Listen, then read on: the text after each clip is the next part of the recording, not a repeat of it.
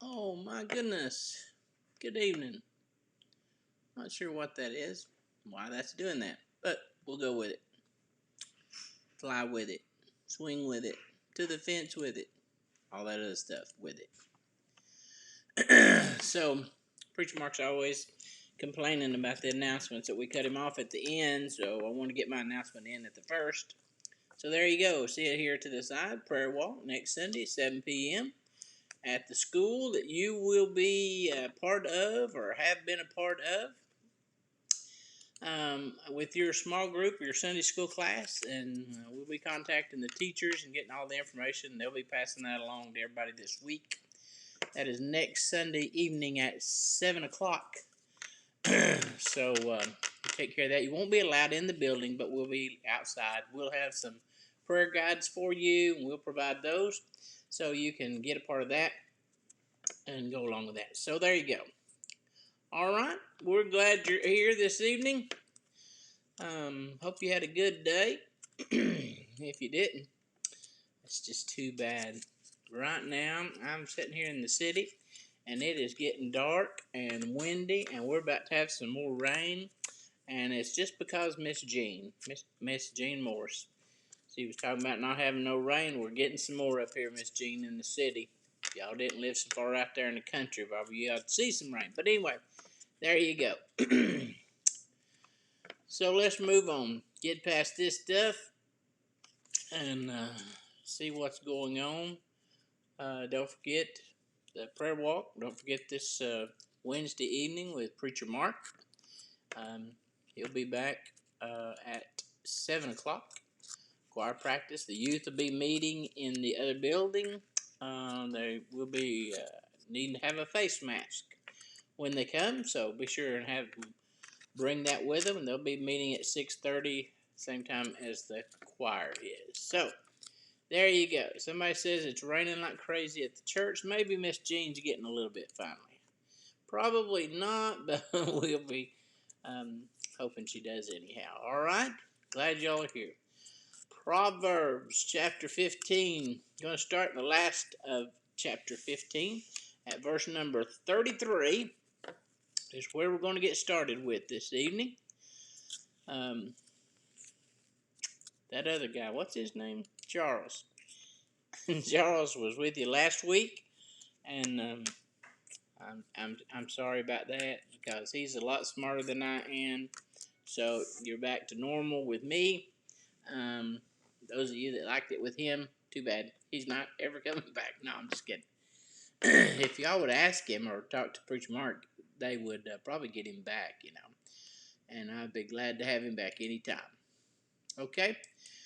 Miss Connie says it's not raining on her side of the interstate. And Lake Awana says they're hearing thunder down there, Brother Ed Swain. I'm sorry, I wanted to say Swain. Also, Preacher Mark, I know you're watching, listening.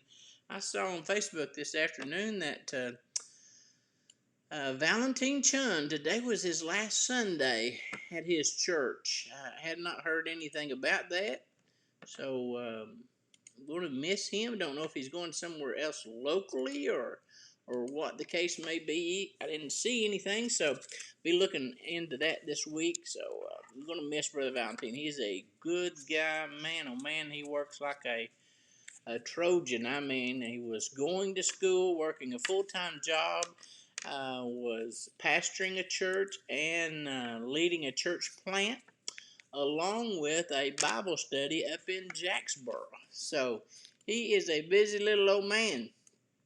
Well, he's not really old. He's a young feller. But him and Marie, we love them and appreciate their work. Hate to see them go, but we'll sure be missing them. Pray God's great blessings upon them. All right, Proverbs chapter 15, verse 33 and verse number 16. I'm sorry, in chapter 16, verse number 8 is the first two verses that we're going to deal with. 15:33 says, "The fear of the Lord is the instruction of the wisdom, and before honor is humility." And then if you drop down to verse number 8, It says, better is a little with righteousness than vast revenues without justice. The first passage or the group of verses here that we're going to look at is wisdom demonstrated. What in the world is he trying to tell us? What is Solomon trying to bring to tuition to us here? What he's saying is we're given one of the answers to actually one of the top questions. The top questions is if we're truly wise in the Lord. How do you know if you're wise in the Lord? How do you know when the Lord's speaking? How do you know when you've got His knowledge or His ability or His not His power, but His wisdom and knowledge? That's one of the things as pastors we pray for all the time is God's wisdom and knowledge. Especially we say it more recently in these days and times because it's really been difficult to know what to do and when to do it and how to do it and all those kind of things, and we still wrestle with that on a weekly basis. And I pray that you're praying for us as well so that we would have God's wisdom. But how do you demonstrate the wisdom? How does that come forth to be seen? Well, plenty of sources are out there and they claim to have wisdom. There's all kinds of them, but Christians need to be left inside of God's wisdom. I've said this before and hold on to it forever, that the best way to know that you're listening to the Lord is to talk to Him more often. The more you talk to Him, the more He talks to you, and the more you realize you hear His voice, and you recognize His voice. So pay attention to the Lord.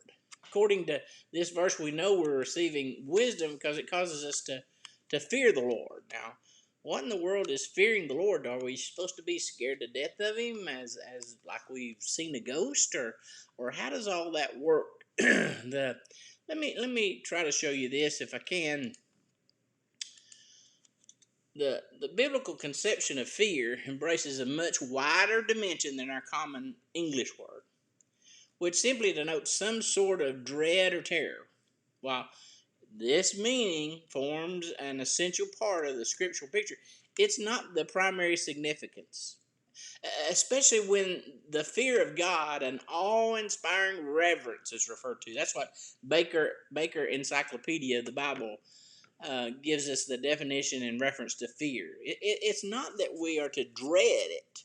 It's not a terror kind of fear, but it's a reverence kind of fear. It's a fear to where we pay attention to what we think is the right thing to do, the right thing to say. You ever been somewhere and didn't know how to act and what you should say and what you should do and how all those things ought to be? I get invited to those things all the time and get there and I don't know how I'm supposed to act or what you're supposed to do or what the right thing to do is, and you just got to kind of hang on to the Lord there. You got to do what you think is the right thing to do, and the fear of the Lord that He's talking about here in verse number 33 is the fear of the Lord is the instruction of wisdom. That's the beginning of it. If we have reverence for the Lord, then we'll have a fear for the Lord, and the fear for the Lord and the reverence for the Lord is the beginning of instruction of wisdom. That's where we get our wisdom from. My dad would give me instruction, and I would reverence it. I would fear it in that aspect most of the time. When I was a teenager, there were times when I did not. I paid dearly for that and learned my lesson the hard way, but I had that kind of fear for what he had to say. Now, my grandmother, we called her Mama Lacey and Papa Lacey. I had the fear, and the words that I was brought up with from my mom and dad was the fear of God was in me because of them. I was in reverence to them when I was around them and paid attention to what I should say and what I shouldn't say and what I should do. Mama Lacey was kind of like the patriarch of our family, and so you had that respect, and that's what Solomon is saying to us here in verse 33 is if we have that, that's the beginning of wisdom. We need to understand that that's where it begins, and it's not about all this other stuff. It's not about all the other things. It's not something that we actually imply. It's a reality in our life. Do we really demonstrate the wisdom? Meaning, do we really demonstrate the reverence to the Lord? Do we? This morning I got to church this morning. I got there. I usually try to get there earlier than most folks, and Chris Fritz usually beats me there. He's the first one at church every Sunday, every Sunday morning. Um, but I got there about 8 o'clock this morning. Of course, he was already there. Him and Austin, and as a matter of fact, Mitch was there. Cody and Ben was there. They were all practicing, and so I got there and was getting my stuff together and getting the computers all set up and everything. And I sat down. I had stopped on the way to church and stopped went through the drive-through at Bojangles and got me a piece of sausage. I get 2 pieces of sausage, no biscuit. No biscuit, just sausage, 2 pieces of sausage, and a sweet tea. And got to church. By the time I got to church, I'd eaten my sausage, but I had not finished my tea, so I brought it in and set it down and sat on my little table there next to my computer. And after the service started, got busy doing other things. And when the service started, I looked over, and there was my cup sitting there, my Bojangles cup. And I thought, oh my goodness, I've got this cup in the church. Now, to some of y'all, that sounds crazy. But when I grew up, you didn't have that stuff. You didn't bring none of that stuff to the church house. Now, I'm almost, I don't know how what the percentage is that brings them now, but it's a greater percentage now by far. But what I'm saying is, I saw it, and I saw it to me. I was like, oh my goodness, I shouldn't do that. Now, is it wrong? That's your decision. But when I was brought up, it was wrong. And I was so embarrassed. And I reached over. This is how embarrassed I was. I reached over there, took a drink of it, and set it back down. After I did it, after I saw it, I realized what I'd done, but I didn't respect him enough to throw it away. Now, isn't that crazy? So, see, I didn't demonstrate wisdom. I knew the wisdom. I had a fear of it, but not enough fear and respect to go all the way with it. I don't know why we do those things, other than we're just not locked into the Lord, ready to please Him all the way. So, when we say the fear of the Lord, we don't imply His presence terrorizes us, but instead having Him in our life gives us a sense of joy. I spoke to somebody this afternoon by message and told them I was praying for them and hope they were doing well, and if I could pray for them anything else. And they said that they were grateful that I had sent them a message and just wanted to let me know they had rededicated their life and that had come to a point in their life where they had lost their wife many years ago and kind of ran from the Lord and got away from Him. And they were glad they were back.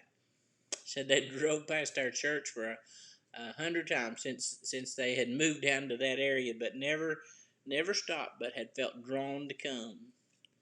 But now they're back. He said, not back to that church, but back with the Lord. How cool is that? See, that's where we need to be, is in that presence of the Lord, to the point that we would feel the presence of hope and peace with Him. That's showing the wisdom of the Lord. That's showing a fear of the Lord. And the same type of wisdom, He tells us down in verse number 8 of chapter 16, Better is a little with righteousness than vast revenues without justice.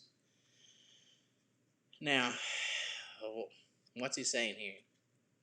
Is he saying that if you're rich or well off that you're not righteous? That's not what he's saying. He said it's better is a little with righteousness than to have much without justice. See, there's a catch end on each one of those that we need to understand, but that's not the point that I want to bring out tonight. The point is we're better off.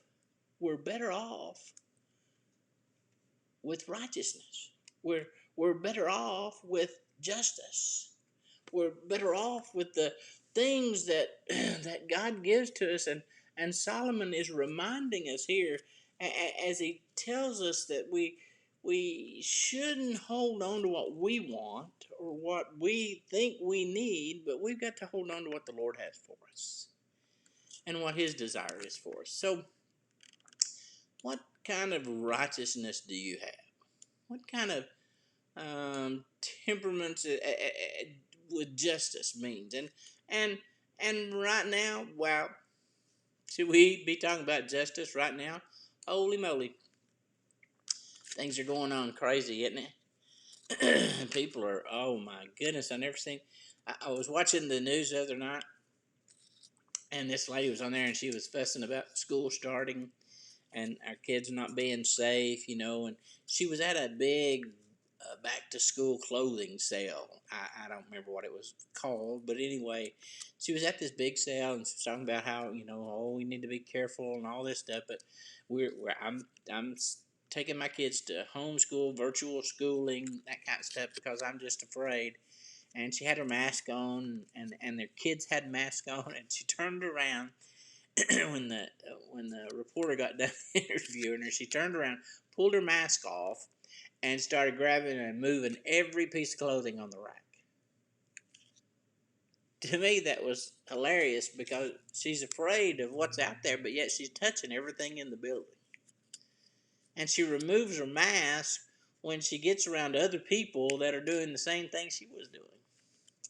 See, we kind of hold on to wisdom to what benefits us the best. Better is to have righteous. Better is a little with righteousness than have vastness without justice. The relationship that being nourished has an enriching effect on us. We should be content with a little just as long as he's with us on our journey. Doesn't matter what we have. How many of you say this? Hey, what's for supper? What do you want? I don't care. Do you really not care? No, that's not true, is it? You really do care. You're going to say something. You're going to say something about what is going on there. I mean, if you don't care, then the reply would be, well, let's just have this. And then you find out if they really care or not. If my wife says that, then I say, okay, let's have Crystal. And that's when I find out that it really does matter. Because she doesn't like Crystal. She doesn't like McDonald's. She doesn't like most any place like that. No, I'm just kidding. She does sometimes. If it doesn't have a salad, she doesn't eat it. And here's a... No, I'm not going there. Anyway, verse number 8 says that we need to realize that such a God-centered perspective flies in the face of wisdom about wealth. It's not about the amount of money that you have. It's about being content with what you have. And if you're content with what you have, then what you really ought to be content with is being content with that amount of money, but being more concerned with what you have with the Lord. How do you? The question in the disciple guide was, how do you view the connection between walking with Him and being enriched with Him?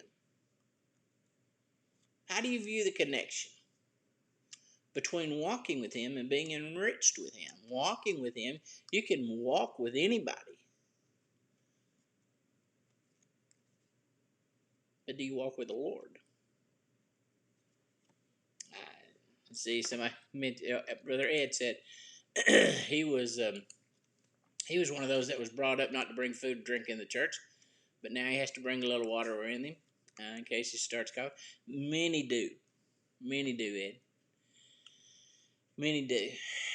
Miss Betty Shaver, I'm not sure what she's on to me for, but she's on to me about something. She's just question marking me. I guess that's how my mama used to do. She'd get on to me. So I'll move on and not go on with that one. Let's look at the next passage.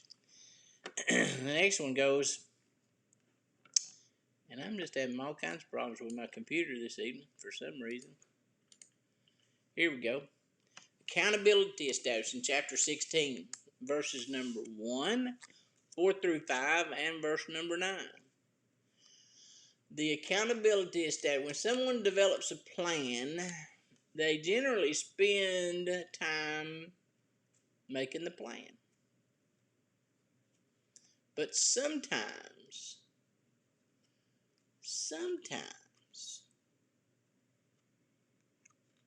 we need to make plans with the heart.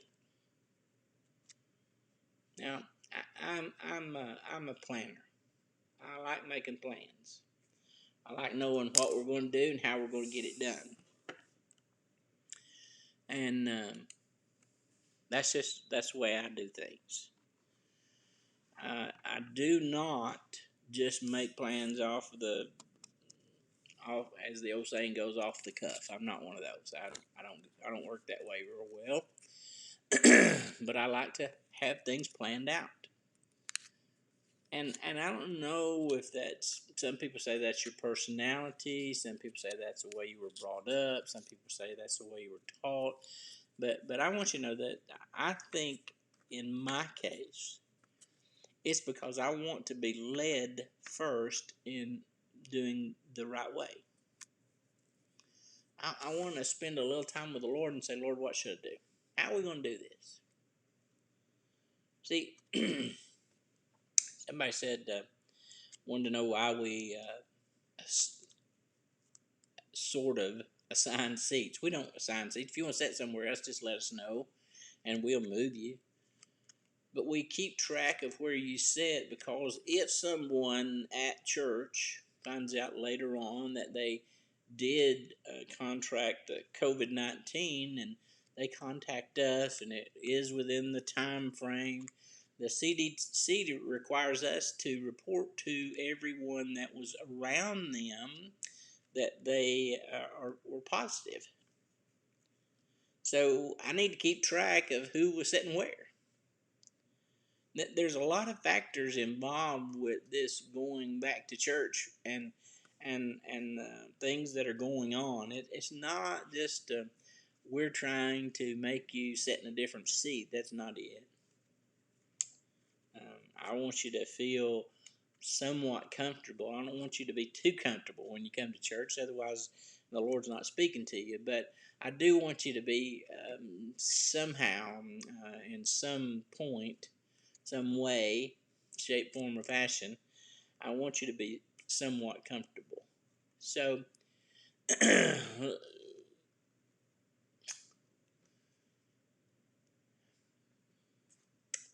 I say all that to say that it takes it takes some time with the heart planning. Any kind of plans that you make. Verse 1 of chapter 16 says, the preparation of the heart belong to man, but the answer of the tongue is from the Lord. See, I make the plans, but the Lord gives me the direction. Verse 4 says, the Lord has made all for himself, yes, even the wicked for the day of the doom.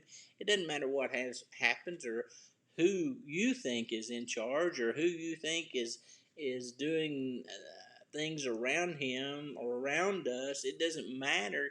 God is still in charge. And he's made all of them for himself. Yep. Verse 4 says, even the wicked for the day of the doom. Even the wicked. They're made for the Lord. The Lord has made them all for himself.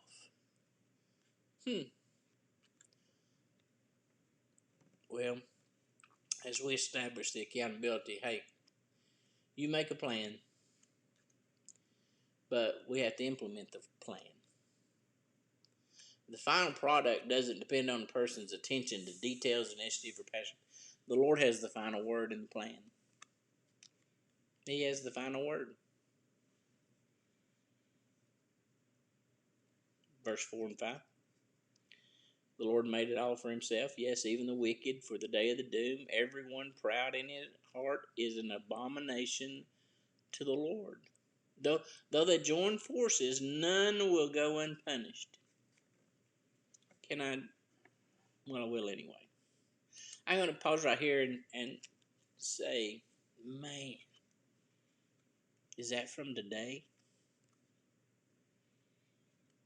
Everyone in heart is an abomination to the Lord.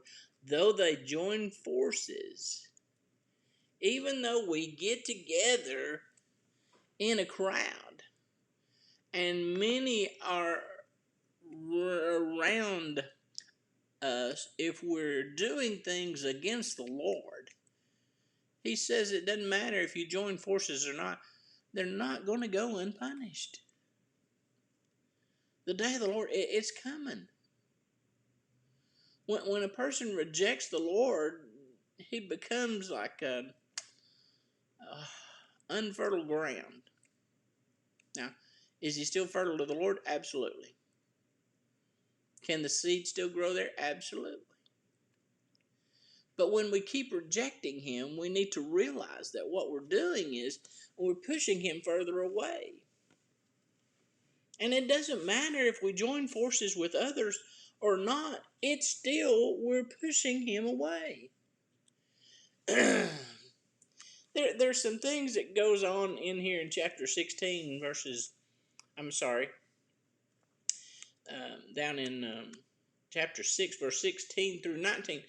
There's some things, 6 things that God hates. Listen to these. Number 1 is arrogant eyes.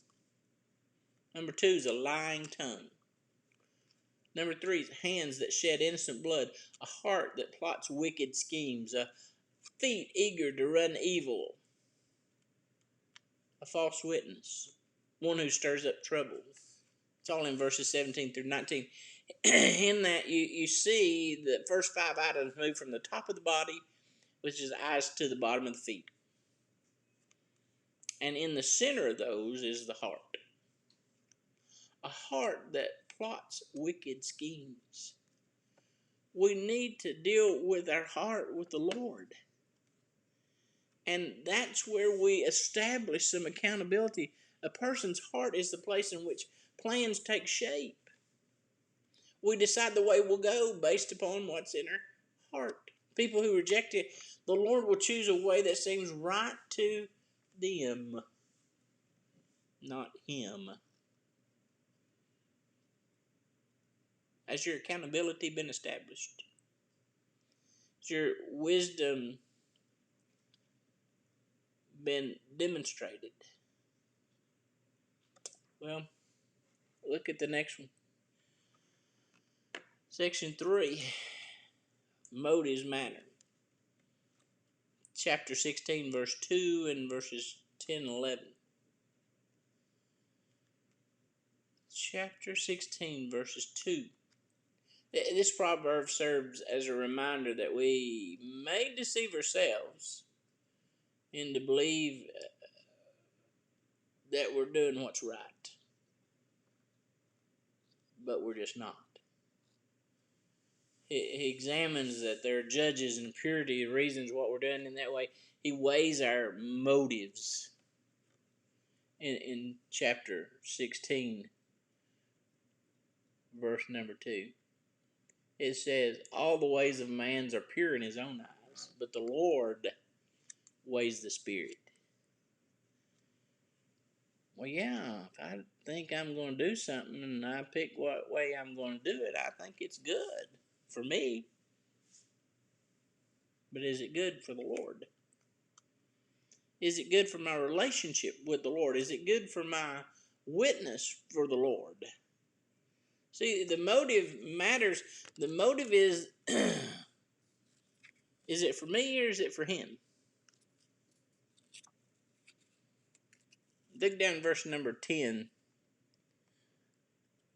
of chapter 16. It says,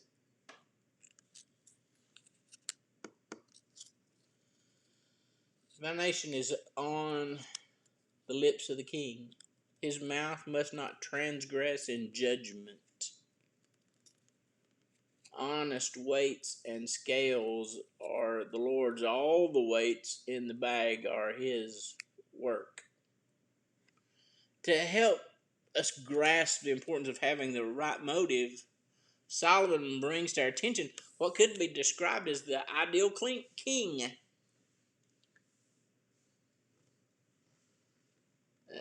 People in Solomon's day, the king's decree had the authority of God's verdict.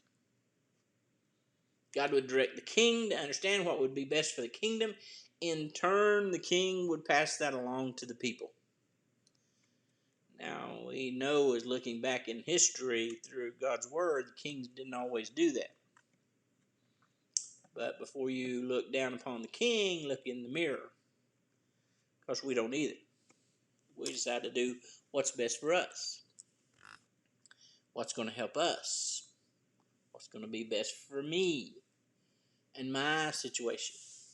And what I'm doing. And what I want to accomplish. Honest weights. It said in verse 11, honest weights and scales are the Lord's.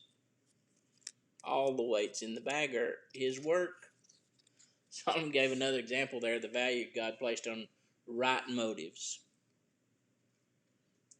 It highlights the dishonesty of merchants that hid in their hearts. Used to you'd go to the market and get vegetables and those fruits and vegetables and those kind of things. They put them on a scale and you paid by the pound. And they found some dishonest merchants that would, in layman's language, would tip the scales. Like before you'd put anything on there, there'd be 2 pounds already weighed into the scales. So you wouldn't really pay for 10 pounds, you'd pay for 12 pounds, whatever the case may be. And Solomon says that here, I want you to understand that not me, Solomon, not me, the king, but what I want you to understand is that God has all of that in control. The honest ones are of the Lord. Are you being part of the honest ones? Is your motive pure? I mean, seriously, is it? Or is it all about you? Or, some folks use this is all about your family. You can make that sound good, but it's still wrong, even if it's good for your family.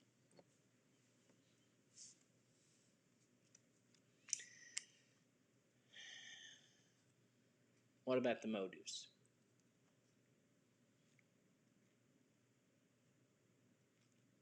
Do you know where the weights are? Preacher Mark said not long ago, he used to put on ankle weights. do, do you remember those ankle weights?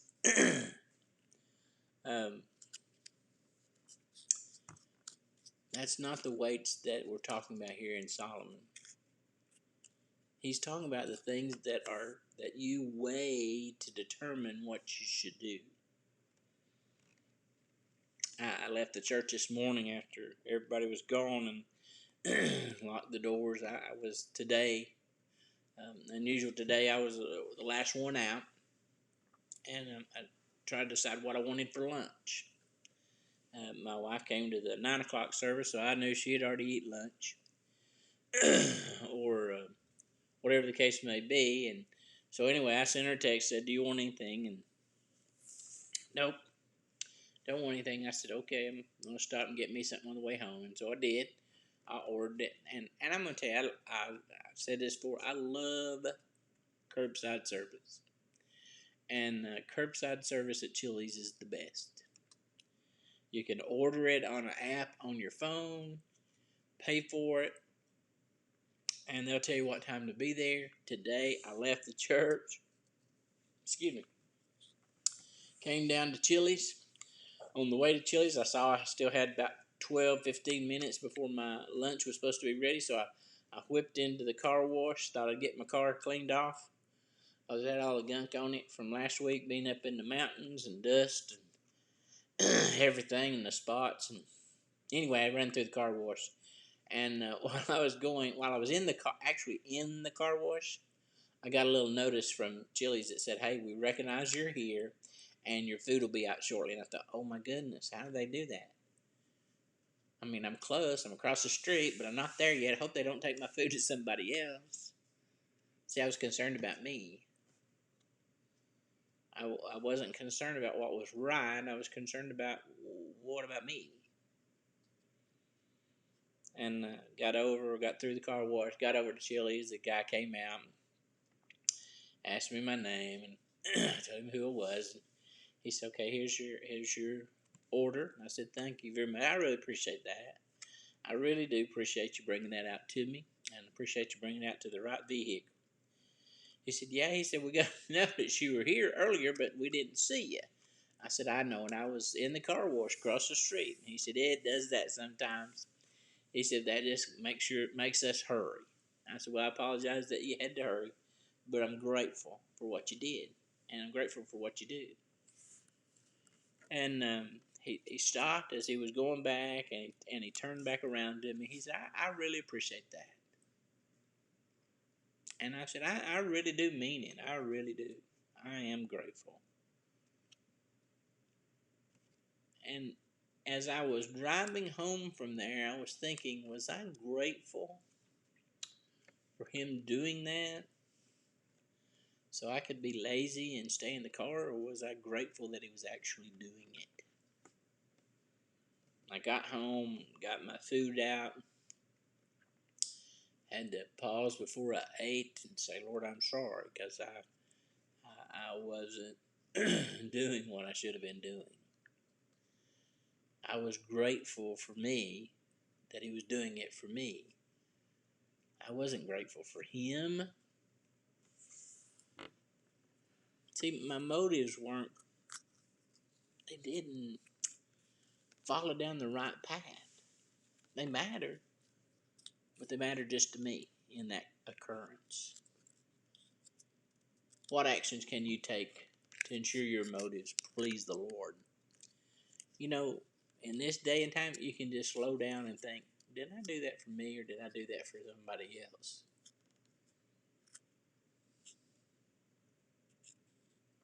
Well, let's look at the last section. There was 4 sections this week.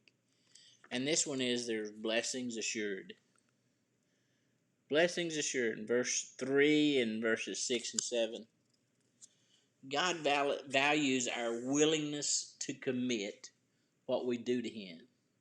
When we make a commitment to Him, we're placing our activities in His hands.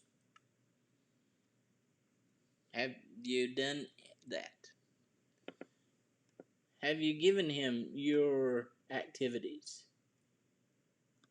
Commit your works to the Lord, and your thoughts will be established. Verse 6 and 7 says, "In mercy and truth atonement is provided for iniquity.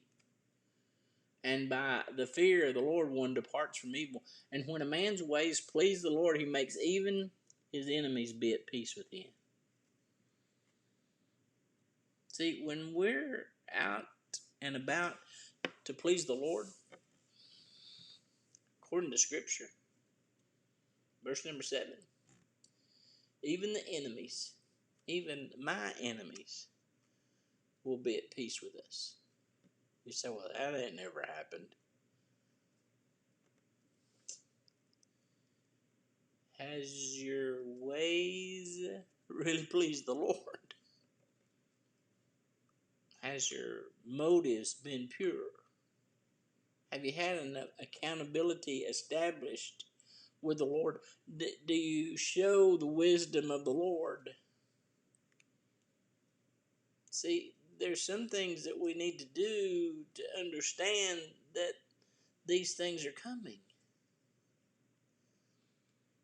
Blessings assured, yes, they are assured if we do these things. Our problem is we won't do those things. We get sidetracked looking at us. What about us? Or, you know, maybe it's just me that does that. But I think it's all of us struggles with it. Otherwise, hey, otherwise, why would Solomon have brought it up? When a man's ways please the Lord, he makes his enemies be at peace with him. Our enemies are never going to be at peace according to Scripture. They can be at peace with us. You can disagree and not be at odds with them. It can be done. You can do it if you will do it. But you got to want to do it.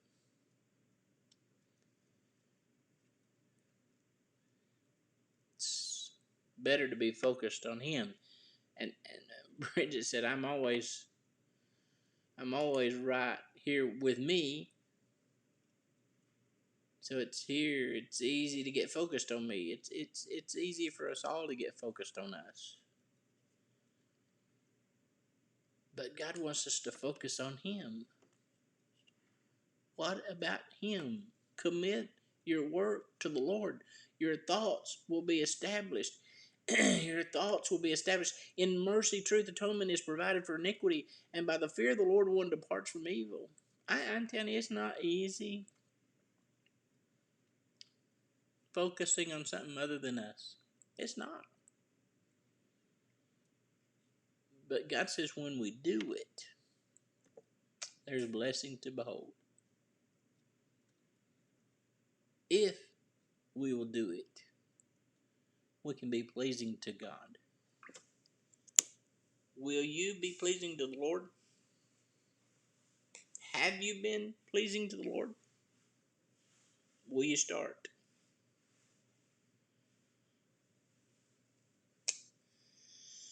Well, I hope you will. And I hope you'll remember to focus on him and not you. Focus on him, not me. And it's tough to get there, but we need you to do that. Don't forget, prayer walk this coming next Sunday evening, about 15 minutes from now, at 7 o'clock, 6:45.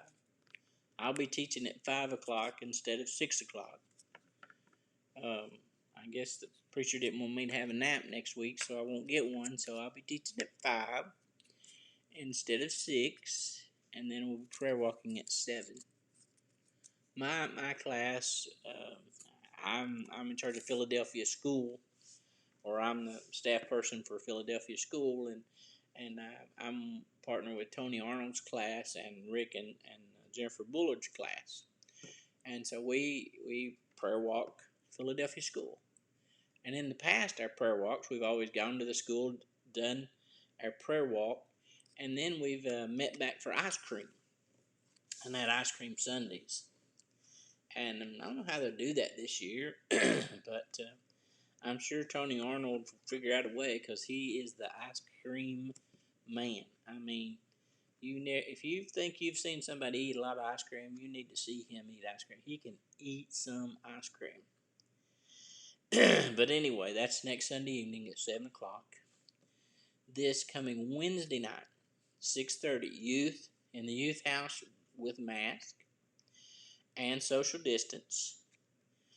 Choir practice, 6:30. Y'all need to get in there now. Y'all been off a couple of weeks with attendance-wise, and need you to get back in there. Let's get cranked back up. Choir practice at 6:30. And then Preacher Mark will be on with his Bible study at 7 o'clock online. Okay? So there you go. That's the announcements or activities that are going on this week that I'm aware of. I'm sure there's more happening, but I'm not aware of them at this time, or I didn't write them down. So please be in tune with those. Be praying for. Oh, I know what the other one is. Next Sunday will be our Buckets of Blessings. Buckets of Blessings will be next Sunday. That's what the other thing was. Sorry about that. I forgot that one on my little announcement sheet. Buckets of Blessings. All right. Remember Miss Evelyn Collick. She's home. Had some surgery. She's doing well. Don Pinkston is not. He is in the hospital. Is not doing well at all. Had a bad day yesterday. Have not heard from them today. Left him alone and hadn't sent him a message, so I'll be sure to do that. Check on that's Daniel's dad. Remember him, and then one of our kids that comes on Wednesday night, Gabe Parks. His mother Amanda. Amanda's a teacher at the high school. I think she's at Loudon High School now. She was at Lenore City, and she is, and I always say this wrong, cuisine teacher. But anyway, her ex-mother-in-law passed away, and they'll be having the funeral services on Monday night and graveside on Tuesday. Remember them, that family. Tough times during this time. Pam Witcher, remember her. Her brother back in the hospital. Pam's back home. Pam posted something before the Bible study. She posted sometime this afternoon. She went to the store to run into the store. And when she got to the store, she looked down and realized she didn't even have any shoes on. So she had to go back home. She said, I think I'm losing it. And I can't imagine. She's been under a lot of stress and a lot of pressure. So I pray she gets some peace. And all the teachers that are going back to school, planning on going back to school, praying for them, because it's going to be a different environment, a different situation. We really need to be involved in the prayer walking this year. As the teachers and staff all going to be needing it, and so are the kids this year in a big way. So pray for them, and start praying for them daily if you would. We'd appreciate that. All right. God bless you. Hope you have. There it is, Mary Webster. Here you go. Let me get this other stuff off there so I can flip that up there and show that. Mary Webster is telling us what Amanda teaches. It's that word right there. All right? Pray for each other. That's always good. Pray for one another. God bless you. Have a great night. May God bless you.